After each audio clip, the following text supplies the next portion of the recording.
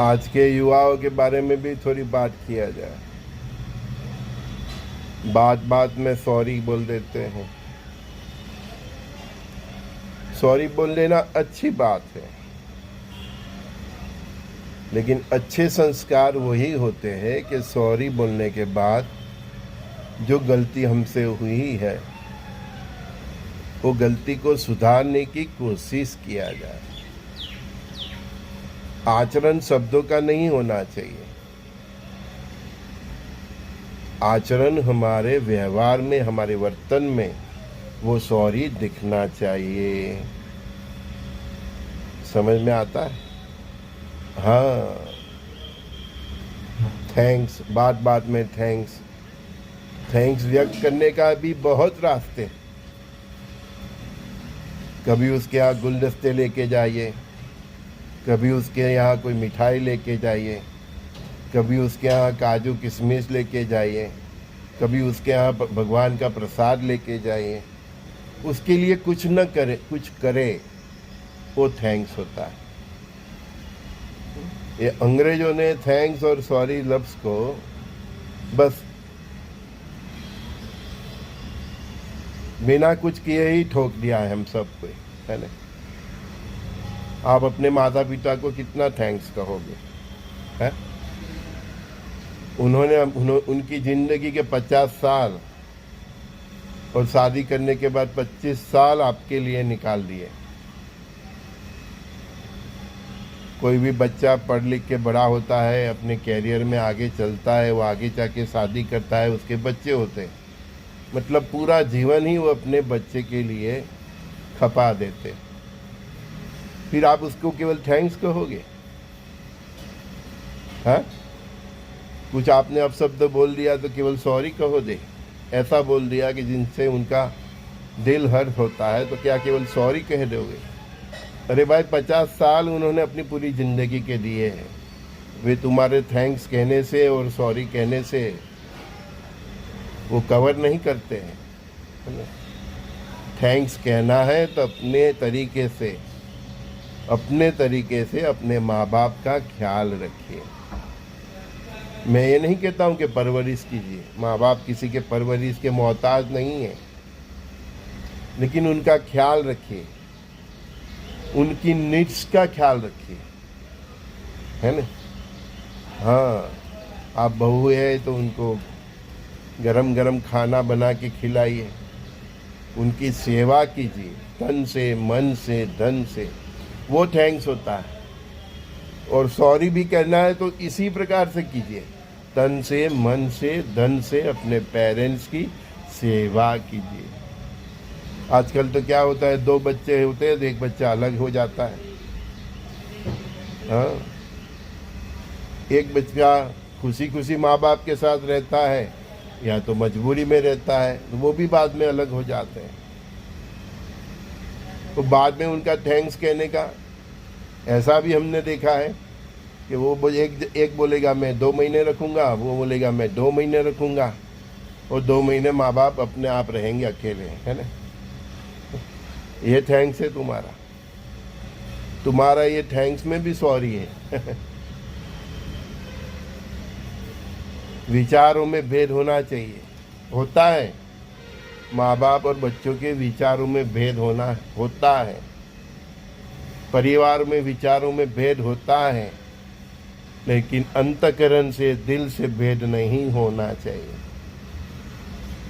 चाहे कितना भी विचारों में भेद हो, आप अपने माँ बाप की सेवा कीजिए तन से, मन से, धन से, क्योंकि यही ब्रह्मांड से नेचुरली तुमको दी गई ड्यूटी है।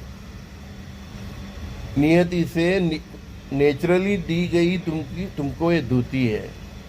जैसे तुम तुम्हारे बच्चे और बीवी का ख्याल रखते हो, उसी तरह आपको भी अपने पेरेंट्स की ख्याल रखना, वो नेचुरल ड्यूटी, वो ब्रह्मांड से ही है।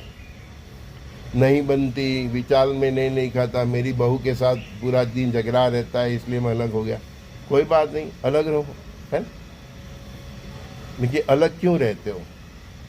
विचारों का डिफरेंस है, दिल से क्यों अलग हो जाते हो, है ना? अगर विचारों का डिफरेंस है, बुजुर्ग है, आपका सोच नहीं मिलती, तो कई बातों में शांत रहिए, कोशिश तो कीजिए, है ना।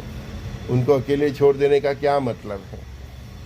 मानता हूँ कई सास ससुर का स्वभाव भी ऐसा होता है, कहीं पेरेंट्स का भी स्वभाव ऐसा होता है, लेकिन वही स्वभाव के होने के बावजूद भी उन्होंने आपको बड़ा किया, पाल पोस के शिक्षा दी, ये सब दी, तो वो भी तो उनका एक प्लस पॉइंट है ना। समझ में आए? तो वो प्लस पॉइंट को ध्यान में रख के माँ बाप के साथ रहने की कोशिश करनी चाहिए। हम भी रहते हैं ना, क्या हमारे हमारे पेरेंट्स के बीच में विचारों का डिफरेंस नहीं था? थे, होता ही हर पीढ़ी में। मैं और मेरे बच्चे होते तो उसमें भी होंगे, उसके बच्चे होंगे तो उसके उसके साथ भी होंगे, क्योंकि ज़माना आगे चलता रहता है तो विचारों में डिफरेंस रहता है।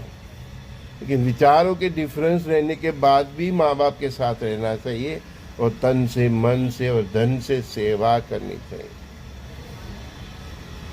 और परमात्मा ने तुम्हारा जो सॉफ्टवेयर है कुंडली, उसमें भी इसी प्रकार से सेट किया है कि जो माँ बाप की सेवा नहीं करता उसका भाग्योदय भी नहीं होता, उसका धंधा भी नहीं चलता, उसका नौकरी भी नहीं चलता। क्यों? क्योंकि जो आपका पितृ स्थान है, पिता का स्थान है, वही तुम्हारा कर्म स्थान है। जो तुम्हारा सुख का स्थान है वही तुम्हारा माता का स्थान है। तो वो दोनों ऐसे कनेक्ट करके रखा है परमात्मा ने, कि आप माँ बाप को दुखी करोगे तो आपको भी न सुख मिलेगा, न धंधा व्यापार में बरकत रहेगी। फिर भी किसी ने कुछ कमा लिया तो ऐसा समझना कि पूर्व जन्म का था, तो तुमको परमात्मा ने दे दिया, लेकिन 100% नहीं दिया है। 100% तो उसको ही मिलता है जो माँ बाप की तन से, मन से, धन से सेवा करता है। और उसकी कुंडली का जो भाव है, सुख का भाव और धंधा व्यापार का भाव, जो भाग्योदय का भाव है ना, धन का भाव है, तो स्वास्थ्य का भाव, वो तभी जागरूक होता है जब आप तन से, मन से, धन से माँ बाप की सेवा करते हो। जितने लोग एस्ट्रोलॉजी के लिए थोड़ा भी ज्ञान है तो वो समझ जाएंगे, लेकिन ये एस्ट्रोलॉजी से भी पर बात है ना। तो चाहे कितनी भी गरीबा है, दरिद्रता हो, आपके पास एक रोटी है तो आधी आधी बांट के खाइए, पर माँ बाप की सेवा कीजिए, माँ बाप के साथ रहिए, तभी आपके ये भाव जागरूक होंगे, तभी आपका इन फ्यूचर में भी सुखी होने का चांस है। और माँ बाप को ऐसे मतलब उनके हालत पे छोड़ के आप कोई धर्म कर्म भी करोगे ने, तो भी वो भाव जागरूक नहीं होगा। मतलब कितना भी करोगे, पानी। परमात्मा ने सेटिंग ही ऐसा किया है। पर प्रातःकाल के सत्संग में संजय दोस्ती का सभी दोस्तों को प्रणाम। और जो भाव आप गुरु के प्रति मतलब जो भाव अपने माँ बाप के प्रति रखना है, वो ही भाव गुरु के प्रति रखना है, कि गुरुदेव आपके माँ बाप के भी माँ बाप हैं, और परब्रह्म पिता परमात्मा गुरु के भी माँ बाप। समझ में आया? और जो समर्थ होते हैं वो परब्रह्म परमात्मा का ही स्थूल स्वरूप होता है।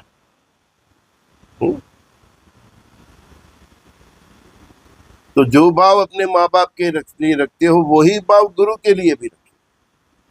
इसलिए हम जब भी गुरु के पास जाते हैं तो गुरु के लिए वस्त्र लेके जाते हैं, कुछ खाने की चीज लेके जाते हैं, कुछ धन भी अर्पण करते हैं, क्योंकि जो भाव हमारा माँ बाप के प्रति है वही भाव हमारा गुरु के प्रति होना चाहिए। क्योंकि गुरु हमारे माँ बाप के भी माँ बाप। माँ बाप ने हमको शरीर दिया है, तो गुरु हमारी आत्मा का, हमारा जीव का कारक है। समझ में आया? और परब्रह्म परमात्मा उन सब के कारक है।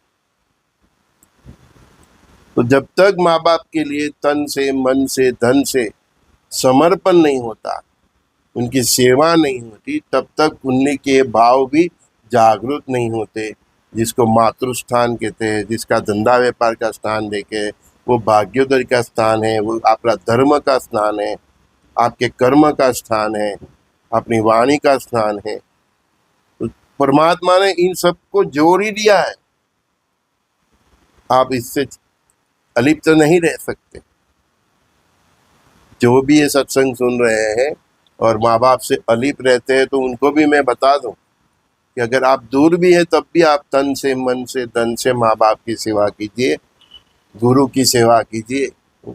तो आपका जो वर्तमान का जो जीवन है उसमें भी चार चांद लग जाएंगे, क्योंकि आपके सभी भाव एक्टिव हो जाते हैं। मातृस्थान, पितृस्थान, भाग्यस्थान, धर्म स्थान और धन स्थान और आपका देह स्थान, जिससे आपकी आयुष्य, तंदुरुस्ती सब। संजय दस्तिका सभी दोस्तों को प्रणाम। श्री गुरुदेव दत्त। नहीं समझ में आए तो 2 बार सुनना। अच्छा लगे आपके ऐसे जो दोस्त हो जो अपने पेरेंट्स से अलग रह रहे हो और उनका ख्याल नहीं रखते हो तो उनको जरूर भेजना, और जो पेरेंट के साथ है रहते हैं वो भी, उनको भी जरूर भेजना। तो उनको मालूम पड़ेगा कि उनका जो वर्तमान का सुख है बिकॉज ऑफ देयर पेरेंट्स। समझ में आया? उतना ही ख्याल गुरु का रखो, उतना ही ख्याल परब्रह्म परमात्मा का। मतलब परमात्मा का कोई बड़ा उत्सव है जगह, जैसे कि जगन्नाथ है, सोमनाथ में है, जहाँ भी जो भी बड़ा बड़ा मंदिर है उत्सव चलता है, तो उसमें भी अपना तन से, मन से, धन से ख्याल रखो। ये पूरी साइकिल परमात्मा ने इसी प्रकार सेट की है और आपको वो साइकिल के अंदर आना ही पड़ेगा, तभी आपका उद्धार होगा। आपका धार्मिक उद्धार होगा, आपका आर्थिक उद्धार होगा, आपका मानसिक उद्धार होगा, आपका शारीरिक उद्धार होगा। श्री गुरुदेव दत्त।